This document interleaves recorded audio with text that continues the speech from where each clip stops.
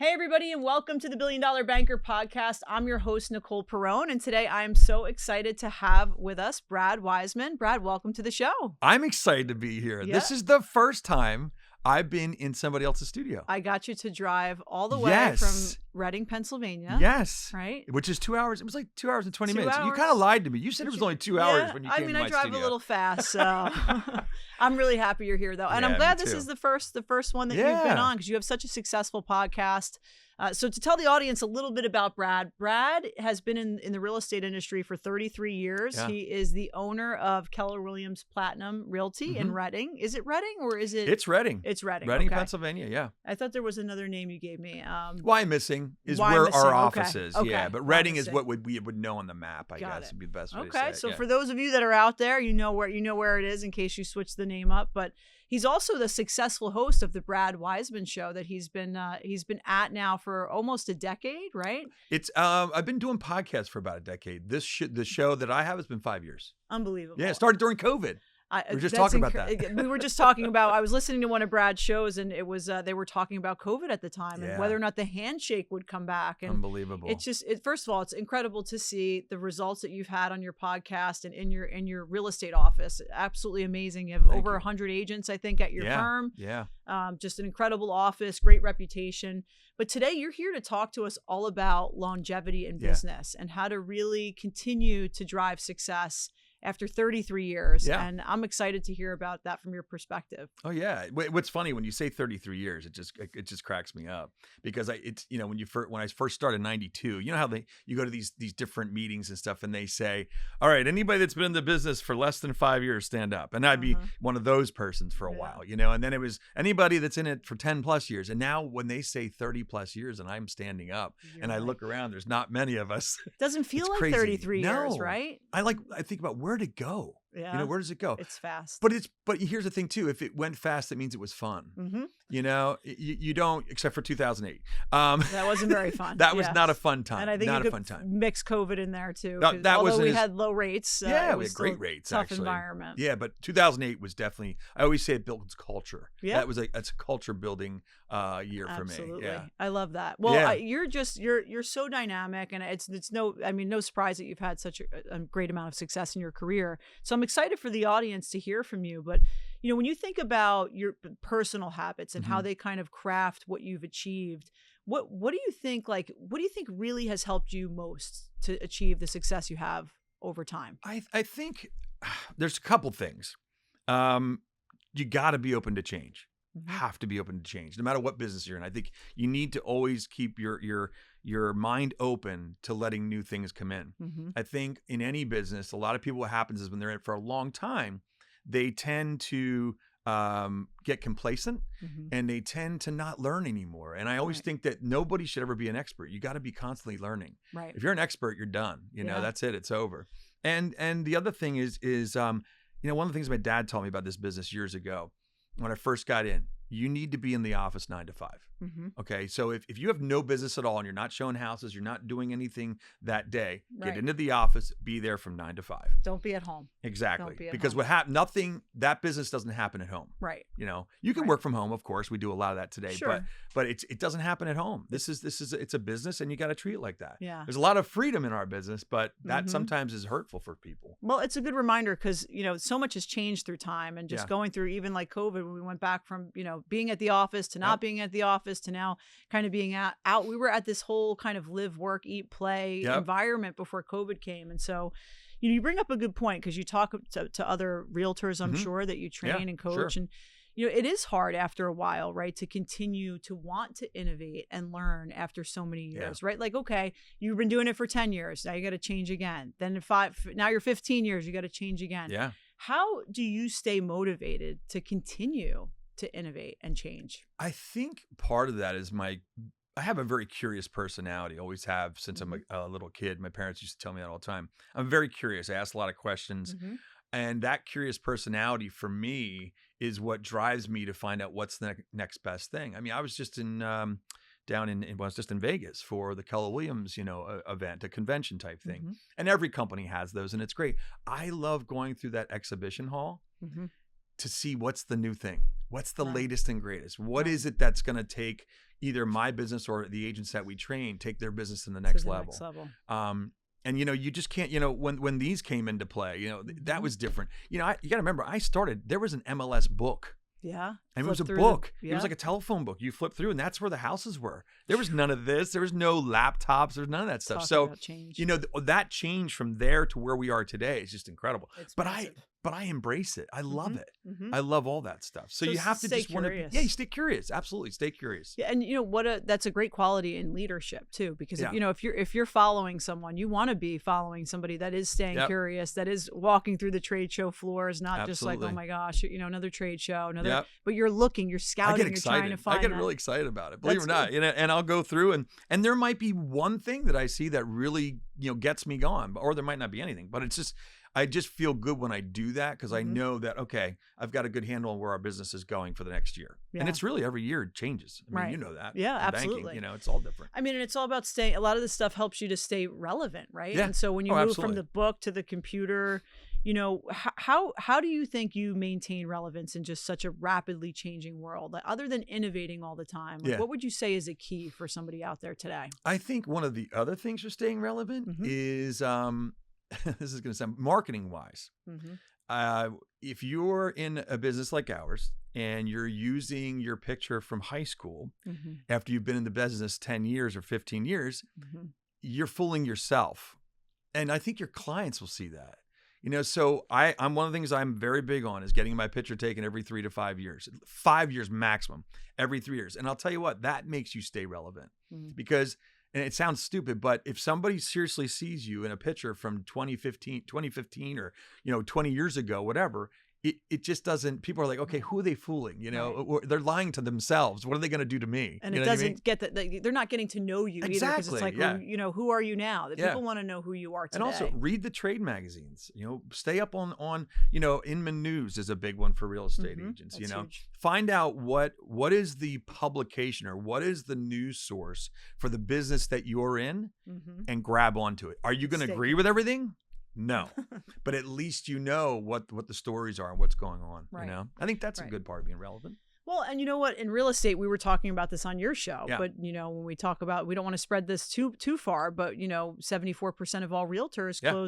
closed no deals last year, and so staying relevant and staying ahead of things and building longevity in real estate is certainly not the easiest industry to do it No, in. it's not. And that was a shocker. I mean, we kind of know that, Mhm. locally, we kind of see that sometimes, but to see that on a national level is of where that average is at Mhm. 74% or 73% of the people in real estate last year didn't sell one home. Yeah. That's crazy. To me, they're not in the business then, obviously. Yeah, that's higher than what I would have thought as Oh, well. But a lot of yeah. people ended up getting out of real estate and, or just don't have the Yeah. capabilities. And that's why I think shows like this are so interesting, because we get to learn from somebody that Yeah.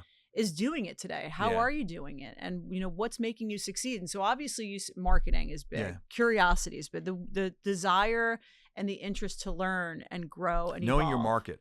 Knowing your market. Knowing your local Mhm. market, because our business, as you know too, is very local. I mean, Mhm. I can look at a national number, I can look at a state number, Yeah. I can look at a county number, but believe it or not, if I look at a school district number, they're all going to be different. Mhm. They're all going to be different. It's very hyper local. It's very, you got to look at it that way. So I always tell the agents in our office, if you go to a happy hour, you go to a restaurant, or you go somewhere and you're seeing either family, friends, whatever, you bump into somebody and that person asks you about the market and Mhm. you don't have an answer, you don't know the numbers, not Yeah. good. No. it's You not need to good. be the person that's the most knowledgeable in any room room. that you go into. About real estate. Yeah, absolutely. Specifically, Yeah. what pending sales are. And by the way, how this many goes- homes are on the market? Yeah, this Yeah. goes for any industry or any business, Yeah, really. I mean, you have to absolutely. know to know your Absolutely. trade. You have to be an expert at what you do. You can't just be a curious person that's marketing a lot and doesn't know Mm-hmm. your industry. So it all starts with that foundation of really, knowing your Yep. business well, becoming an expert,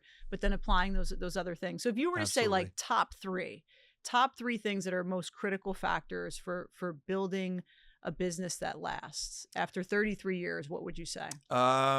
Be yourself, be authentic. Okay, I love that one. People buy from authenticity. I just heard this in one of the conventions I was at. Is there's one thing, I think it was actually from Jamie Kern Lima, who is the one that sold the makeup business to L'Oreal for $1.2 billion.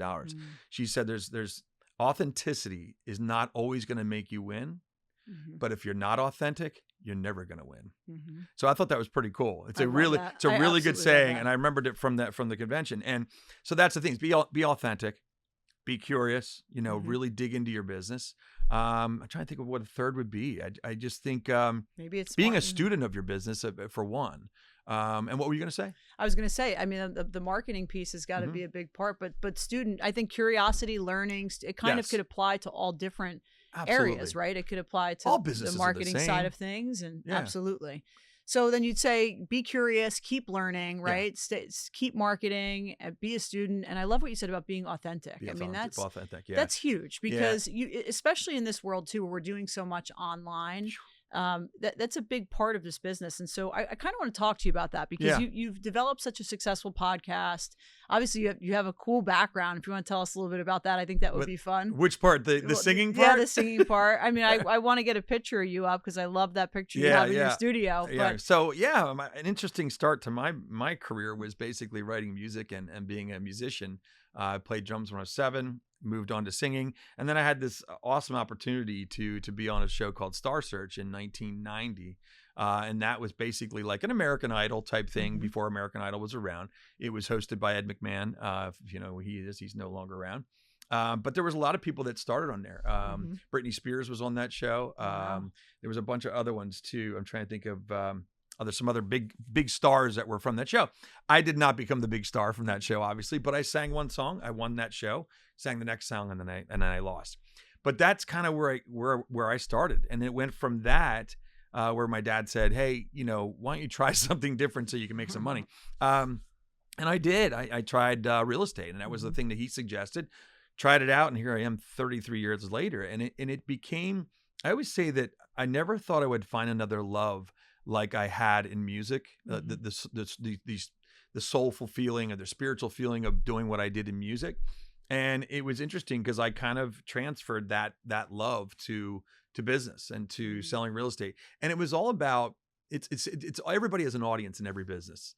My audience now is buyers and sellers and homeowners. Those are my audience. That's my audience. Right. So if I can convey, how I feel and convey, the fact that I care about them, just like you do when you're singing from your heart to their heart. That's what it's all about when you're on stage. I feel like I'm still on stage, right?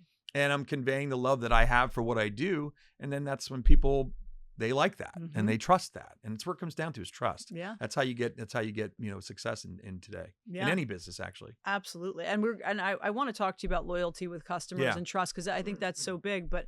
Not everyone has this background in let's say, when I think about longevity today, I think about it's necessary that you're doing business the way that you need to today online, right? And so I think about the social media world. I think about all these things we were talking about before: AI integration, personal brand.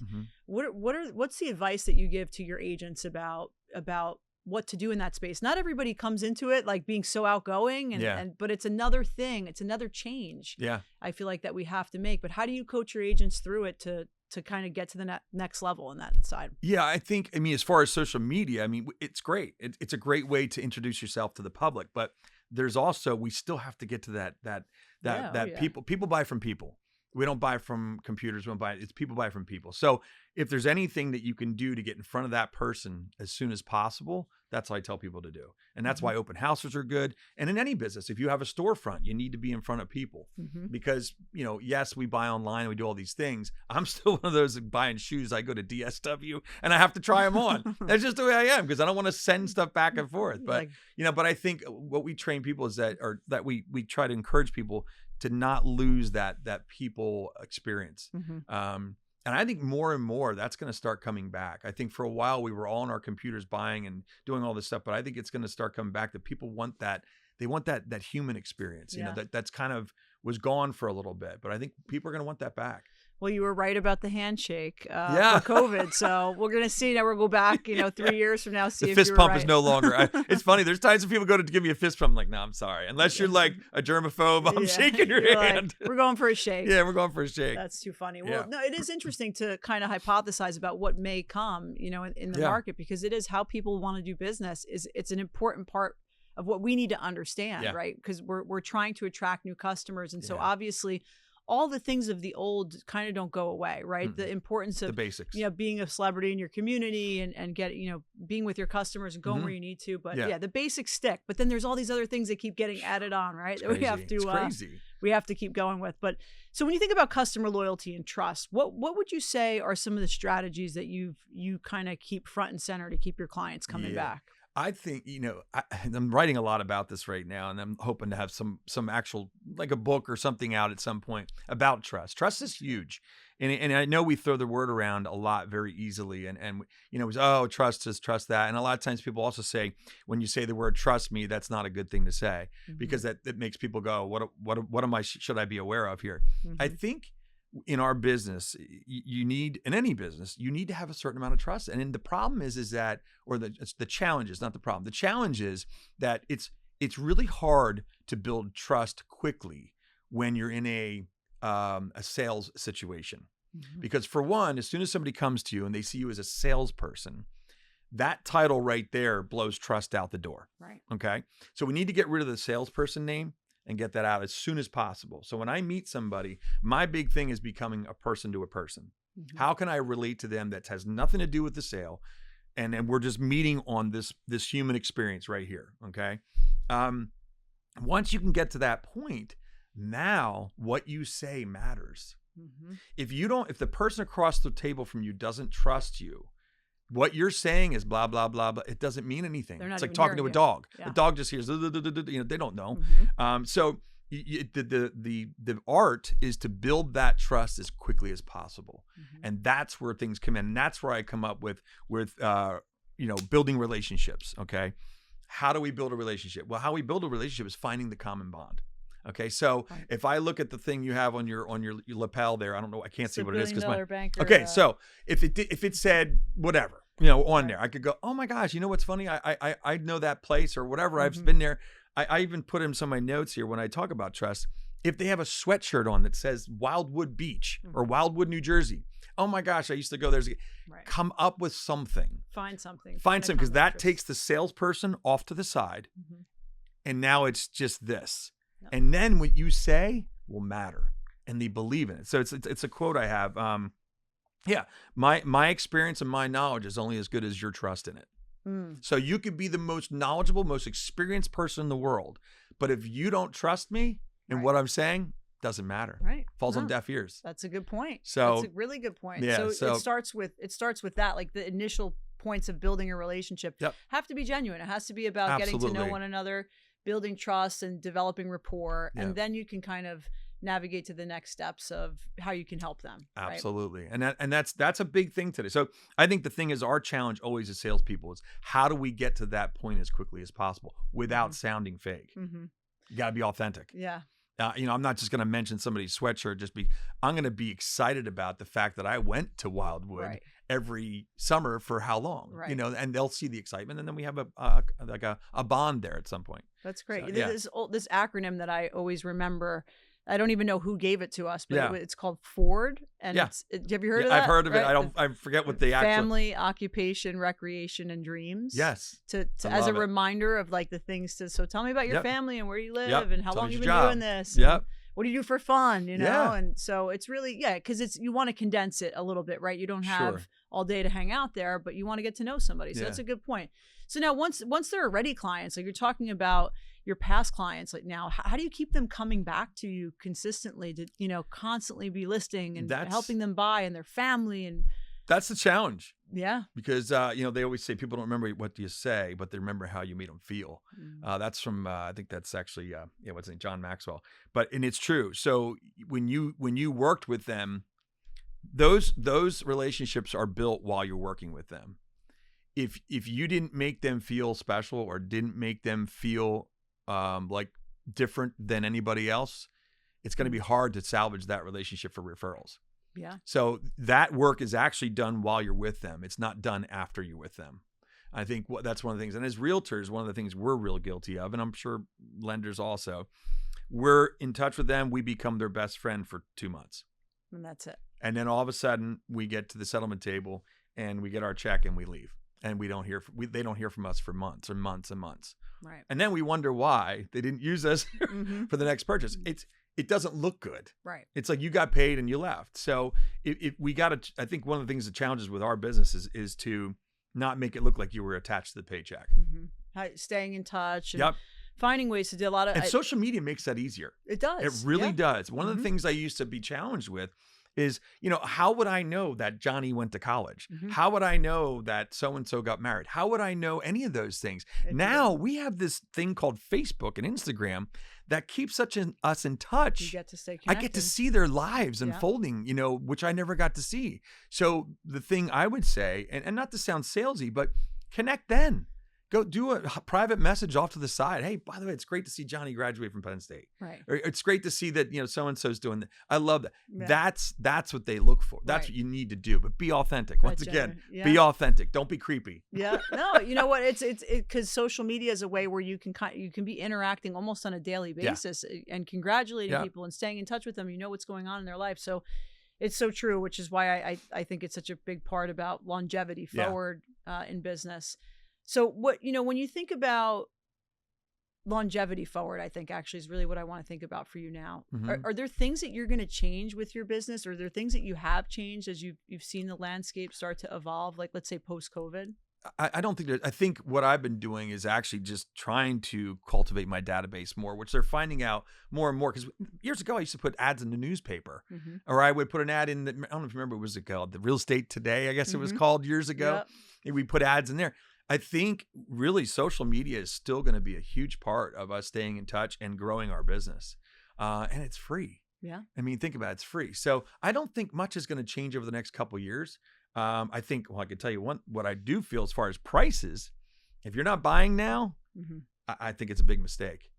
Buy as soon as you can with a home, because we're looking at 5% at least increases every year. I don't see that going away anytime soon. Yeah. Probably we can't not talk about real estate, right? We got to talk about real estate. I mean, what the hell? That's what we're here for. And by the way, rates are 4 month lows. I know. I saw that. Was it 6.75 or something like that? Right around there. Yep. Right around there. That's awesome. Exactly. Average 30 year. So yeah, it's pretty phenomenal. Locked a couple clients in today, but it's huge. I think ultimately so many things change in business, especially after 33 years. And I love the analogy you said, like when I started, I'm flipping through the NMLS MLS, and MLS is me.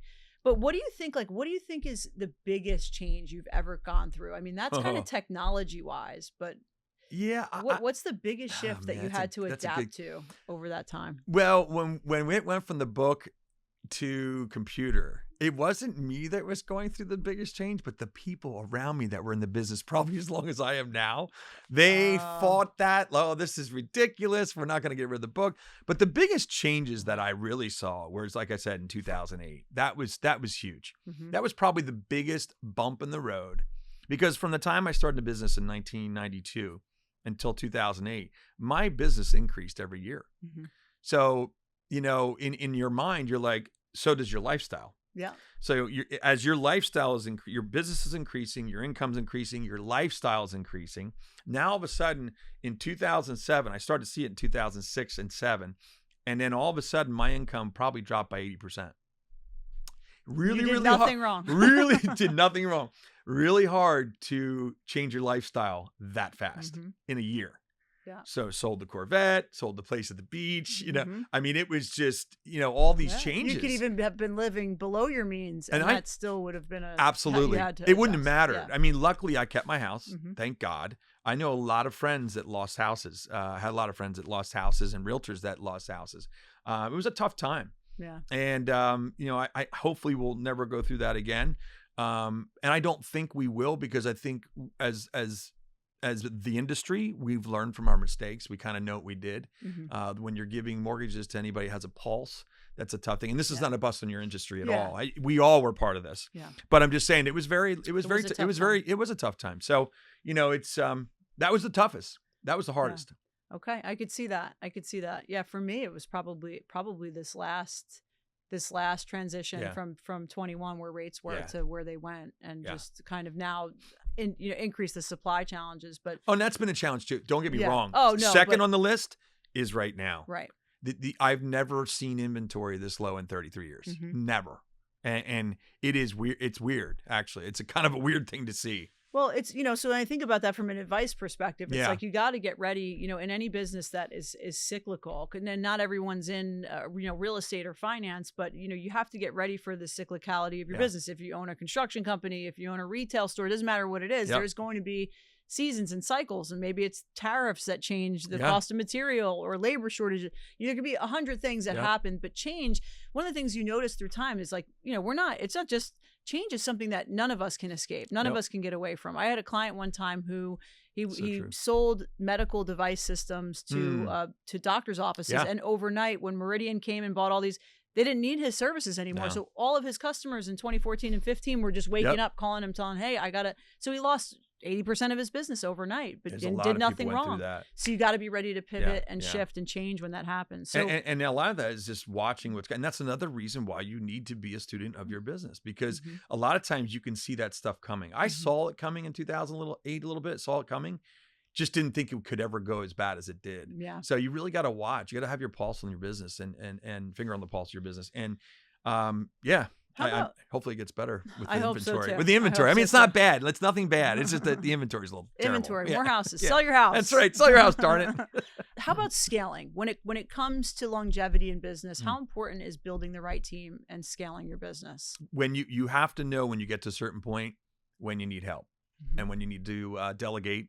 We call it leverage, if you want to call it leveraging or whatever. So I think in our business, I mean, where I'm at in Reading, it's basically there's a certain production level that you will not probably get above that unless you have some type of leverage, with meaning like an assistant or a transaction coordinator, something like that. And now with owning the company, I mean, we have people working, to help lead the company. I mean, they're all leaders. I mean, we don't look at anybody as being an employee. They're all leadership. Because we think leaders like to be around other leaders.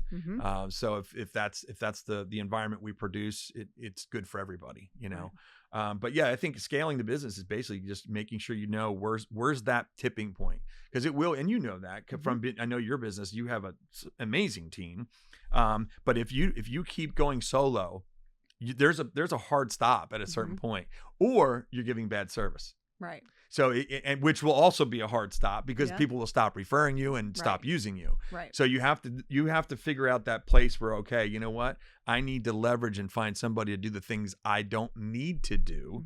Like mowing your grass. I always look at that. It's one of the things I haven't done in 20 years. 20 years. I haven't done it, And it's not that, I mean, I don't like mowing grass, but it's an hour and a half of my life that I'll never get back. If I enjoyed it, it'd be one thing. I don't really enjoy it. Right. So I haven't mowed grass in years. Yep. But you I pay could somebody. Probably go live and mow your grass now and somehow monetize it. Maybe you don't go viral, right? They're like, look at this lazy, watch no Brad good for mow nothing. the lawn. Yeah, exactly. Well, they do have that guy that goes around that mows lawns for free. Oh, no way. Yeah, and he'll go to some old lady's house and get out of here. It's just disheveled, and he's like, "Hey, can I mow your lawn?" And he'll do a video, and then cool. it'll go viral. That's actually very cool. Interesting. Yeah, we're not doing that. So I mean, when you think about, we talked about kind of the big changes, right? Going from the cyclicality of the industry, scaling your business. It's a big investment. Like, what would your advice be to people that want to have a long career in business in regards to investing in their business, whether that be investing in someone to help them scale or investing in marketing? Is there anything you see that's is something that's missing, or something that people really need to? If you're starting out in the business, one of the things I tell people all the time is get involved in as many things as you can. Nonprofits are great. And obviously you want to do it for the right reasons. Once again, don't go to a nonprofit looking for the business. That's not the way you do it. Right. You won't stay in it. No, you won't. So get into things that are near and dear to you, that make you cry when you go to one of their dinners. Right. If you go to one of those dinners and you start tearing up because of something that you're watching on stage or whatever at a nonprofit, that's a good one for you. Yeah. Get on that board, get involved, and don't be the person that's in everybody's face with a business card. People don't like that. All you have to do is just show how much you care, and eventually it'll come to you. Right. So get involved in organizations. Absolutely.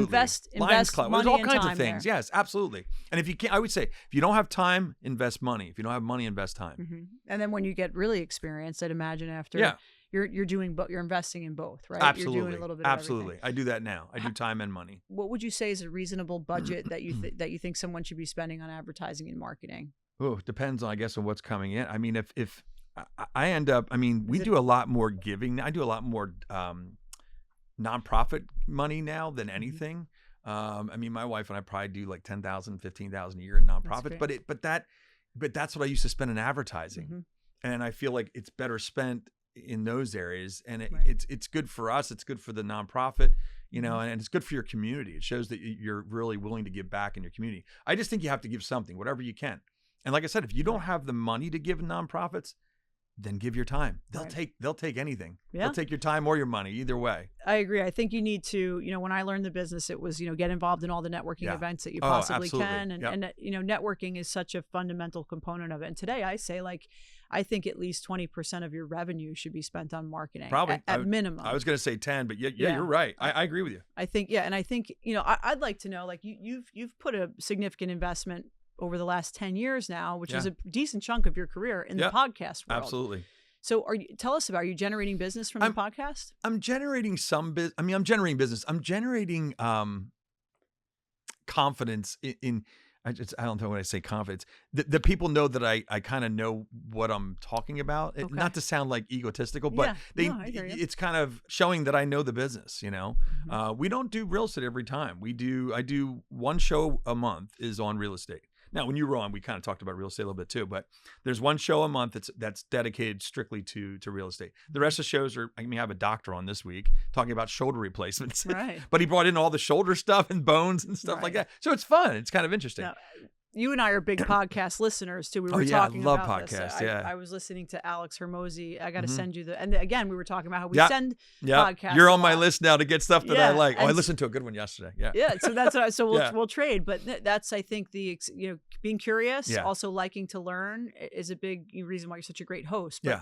do you think that's an important part of your plan forward when you think about, or has it increased your ability to be successful over the last decade? Yes. I think what it's done is it's made me more rounded as in knowledge. When you're interviewing somebody, you're going to learn something every single time. And I never knew you before. Yeah. And all of a sudden, here I am driving 2 hours and some minutes, just like you did. You committed first, which is awesome. That's it. But I drove out here I was excited about getting here. I was excited about talking to you because we would never have this connection if it wasn't for the podcast. And that's what's starting to happen. I have another person coming from she's from Austria. She's gonna be speaking next in a couple of weeks from now in Philly, and now she's coming into the studio. And she speaks all over the world. That's great. I was like, this is awesome. So those are the things that give me credibility to talk on many topics. It's networking on steroids, right? Because you can only do so much networking in your town or in your county. But to be able to go kind of tri-state, move further, and meet people that are across the country is exciting. And the other thing too is that I have aspirations. Been doing this for 33 years in real estate. Not retiring anytime soon. I think probably another 10 years of real estate or whatever. But I do see as I'm doing real estate, I also would like to start doing keynote speaking and things like that. Oh, that's lovely. That's something I have a passion for from doing the podcast. It kind of made me see this path, and you're on the same kind of path too. You wrote a book, or you have a book coming out? Writing a book, it's coming out soon. It's written, it's with the publisher, so it's expanding. So it's kind of like how can I continue to get my message out to broader audiences to help people do something I love to do. Exactly. Yeah, I love that. Yeah. If you could give one piece of advice to entrepreneurs looking to build a business with real longevity, what would it be? Just that one thing. Do what you love with authenticity. Back to authenticity. I love that. Do what you love with authenticity. Yeah. You got to love it.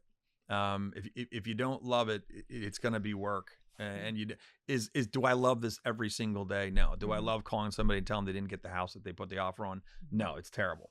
But at the end of the day, I also know that they're going to find a house, and I'll be making the other call later on. So you have to look ahead and see that. But then it's just being authentic, be yourself. It's one thing that I got to say, when I first started a business, I had a business partner, and I always tried to be like him when we were appointments. He was older. He's like 14 years older guy. And I always tried to be like him. And what I learned is the second I stopped trying to be like him is when I started become successsul. Interesting. It was so weird. And he used to scold me. We would leave appointments and he'd scold me because I was like the little young Jedi, Yeah. And I'm going, and he would scold me, be like, you really shouldn't have said that. I'm like, oh my gosh, I'm so sorry. He's like, yeah, that's how to turn. But now what I've learned, that's me. I will say things sometimes that not obnoxious, but just something I think is funny or whatever. And you know, sometimes people don't like it. And then you realize, okay, maybe these aren't the people I should be working with, you know, but it's okay. But, you know, most of the time, 90% of the time, I build a really good relationship with those people, you know. I think there's a little bit of a risk that you take when you're authentic. There's a vulnerability there. Oh, absolutely. And there is this you kind of have to understand that, hey, some people are going to gravitate towards this and some people aren't, but that's what's happening anyway. Even if you were acting like your mentor. Some people are gravitating towards him or her and other people aren't, right? So you got that. And that was what was interesting. Why not just be yourself? You're going to get the same, you know. I agree, because there was times people liked him. There's times people like me. Right. And what that was is he was very quiet, very reserved, very more detail oriented, and I was more of the, you know, more wild thinking and, you know, off the cuff kind of guy. So you had one of each, you know. I like interesting. that. Yeah. How about books or mentors? We talked about mentors, but how about any other books or mentors or experiences that you feel like have really shaped your approach for long-term success in your career? I'd say Rich Dad Poor Dad was one of the first ones that I read that was amazing. Changed a lot. Actually I gave that to my dad, and he started his business 25 years ago because of that book. Wow. And I would say now, you know, for the longest time, I wasn't feeding my mind, and I missed it. I used to listen to Wayne Dyer all the time. I used to listen to Jim Rohn all the time. And I stopped listening to those mentors, and they're mentors that don't even know that, you know, they're mentoring us. But, and then I got hooked on Ed Milet, and really, really drew me back into, and also if you're doing a podcast, you need to be listening to podcasts, you know? Yeah. And it really drew me back into working on my mind and my soul and my who I am as a person, you know? And that it's becoming very exciting because I'm working on that again. That's great. And when I wasn't doing that, it just didn't feel right. Something was missing, you know? And now I have that again, which is great. So awesome. I listen to him, listen to, you know, was it Jamie Kern Lima? She's amazing. What's the other one we talked about? You spoke about Mel Robbins. Mel Robbins, she's awesome. Yeah. You know, there's so many good ones. And I'm back listening to Jim Rohn. I'm listening to Jim Rohn stuff that was recorded back in the 1970s. Yeah, but you know what's funny?